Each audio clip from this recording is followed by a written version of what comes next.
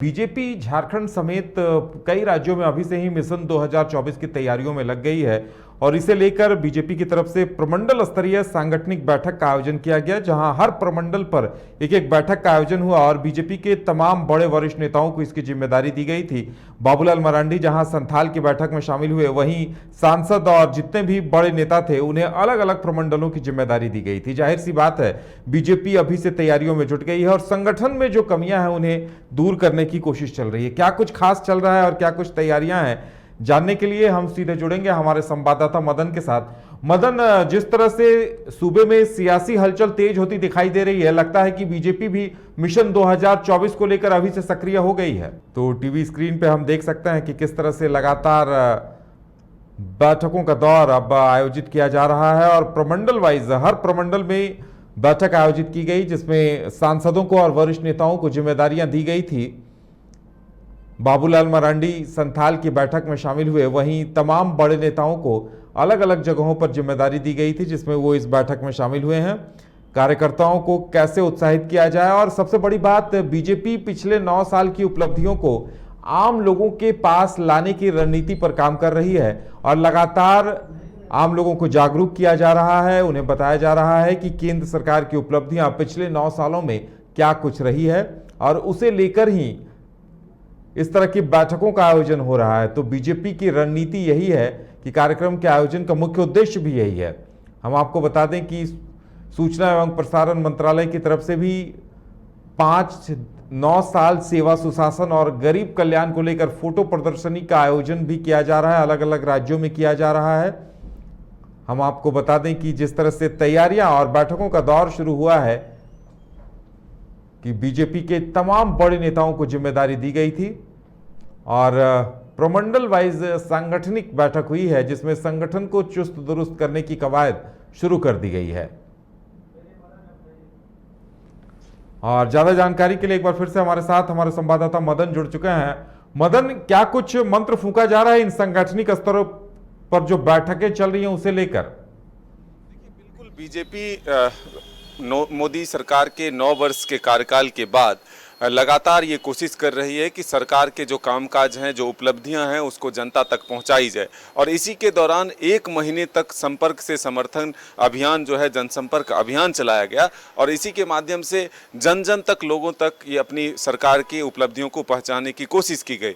और इसी कड़ी में कल ही यह जो 1 महीने का समय था वो खत्म हुआ और आज प्रमंडल स्तरीय अपने नेताओं की बैठक बुलाई, जिसमें सभी जिला के अध्यक्ष जो 2019 में उम्मीदवार रहे थे, चाहे वो लोकसभा चुनाव के हो या फिर विधानसभा चुनाव के हो, वो तमाम लोग उसमें शामिल हुए। संगठन से जुड़े हुए जो पदाधिकारी हैं वो उसमें मौजूद थे। सभी सांसद और विधायक जो है अपने अपने क्षेत्रों में वो मौजूद रहे। तो एक संकल्प के साथ यह जो है बैठक की गई है कि इस 2024 के चुनाव में बीजेपी को सबसे पहले लोकसभा में 14 के 14 सीट कैसे जीते जाए, उसको लेकर के टास्क दिया गया कार्यकर्ताओं को, नेताओं को, कि आखिर वो अभी से ही दिन रात मेहनत कर उन 2 सीटों को भी जीते जो 2019 में बीजेपी के खाते में नहीं आई थी। वहीं संपर्क से समर्थन जो अभियान है, जो कल खत्म हो चुका है, उसकी तारीख भी बढ़ाई गई है। अब 10 जुलाई तक यह अभियान जो है चलता रहेगा। प्रदेश के तमाम जिलों में जो संगठन स्तर पर जो जिले हैं उनमें इन कार्यक्रमों को बढ़ाया गया है कि ताकि अब भी जो लोग छूटे हुए हैं उन तक बीजेपी के कार्यकर्ता पहुंचे, नेता पहुंचे और लोगों से अपना समर्थन मांगे। बीजेपी अपने बूथ को मजबूत करने के लिए भी काफ़ी मेहनत कर रही है। मेरा बूथ सबसे मजबूत, इस कार्यक्रम के तहत बीजेपी अपने बूथों तक भी कार्यकर्ताओं और नेताओं के माध्यम से पहुंचने की कोशिश कर रही है। हम ये कहें कि 24 के में किसी भी तरह की कोर कसर छोड़ने की जो है वो बीजेपी ऐसी बात नहीं कर रही है कि जिससे कोई कमी रहे। तो अब देखना होगा कि जो मिशन 2024 है और जो 14 सीट पहले लोकसभा में और फिर विधानसभा में जो सरकार बनाने के बहुमत हैं, वो हासिल करने के लिए अपने कार्यकर्ता और नेताओं को जमीनी स्तर पर उतार चुकी है।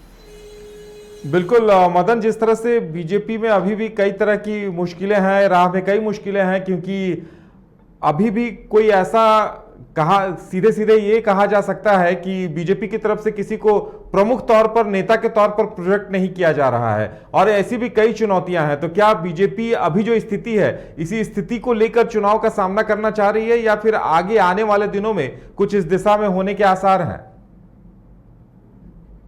तौर पर मानती है कि लोकसभा के चुनाव हो या फिर विधानसभा के चुनाव हो, वो उनके जो मुखिया हैं नरेंद्र मोदी, उनके चेहरे पर ही चुनाव लड़ना चाहती है। और इसी के बदौलत वो कहती है कि जब हमें लोकसभा के चुनाव के मैदान में उतरना है तो हमारे पास कोई कंफ्यूजन नहीं है, सीधे तौर पर हमारा चेहरा जो है वो नरेंद्र मोदी है और नरेंद्र मोदी को लोग तीसरी बार भी प्रधानमंत्री चुनने का मन बना लिया है। रही बात विधानसभा की, तो विधानसभा में पहले चुनाव होंगे, पहले आंकड़े अगर उनके पास आ जाते हैं तो फिर पार्टी यह चुनेगी कि आखिर राज्य का कमान किसको दिया जाए। पहले से किसी चेहरे की घोषणा की बात जो है बीजेपी नहीं कह रही है, वो सीधे तौर पर कहती है कि हमारा चेहरा सिर्फ एक है, नरेंद्र मोदी के नाम पर ही, चाहे वो विधानसभा के चुनाव हो या फिर लोकसभा के चुनाव हो, हम चुनावी मैदान पर जब उतरेंगे तो नरेंद्र मोदी ही चेहरा होगा और बीजेपी पर जो विश्वास है लोगों का वही विश्वास बना रहेगा। बीजेपी का हर एक कार्यकर्ता कमान संभालने के लिए तैयार है, पार्टी जिसे कमान देगी उसे वो भली भांति निभाएगा। हमारे साथ जुड़ने के लिए और तमाम जानकारी देने के लिए आपका बहुत बहुत धन्यवाद। तो बीजेपी सांगठनिक स्तर पर अभी से ही खुद को दुरुस्त करने में जुट गई है। प्रमंडल स्तर पर सांगठनिक बैठक का आयोजन किया गया और बीजेपी का सीधा साफ स्पष्ट कहना है कि हमारे चेहरे नरेंद्र मोदी हैं और लोकसभा चुनाव सबसे पहले प्रायोरिटी है और उसके बाद ही आगे झारखंड को लेकर कुछ निर्णय लिया जाएगा या उसके आधार पर जो लोकसभा चुनाव के परिणाम होंगे उसके आधार पर विधानसभा चुनाव की रणनीति तैयार की जाएगी। फिलहाल हमारे साथ इतना ही, हमें दीजिए इजाजत और आप देखते रहिए न्यूज़ बाय स्कोप। नमस्कार।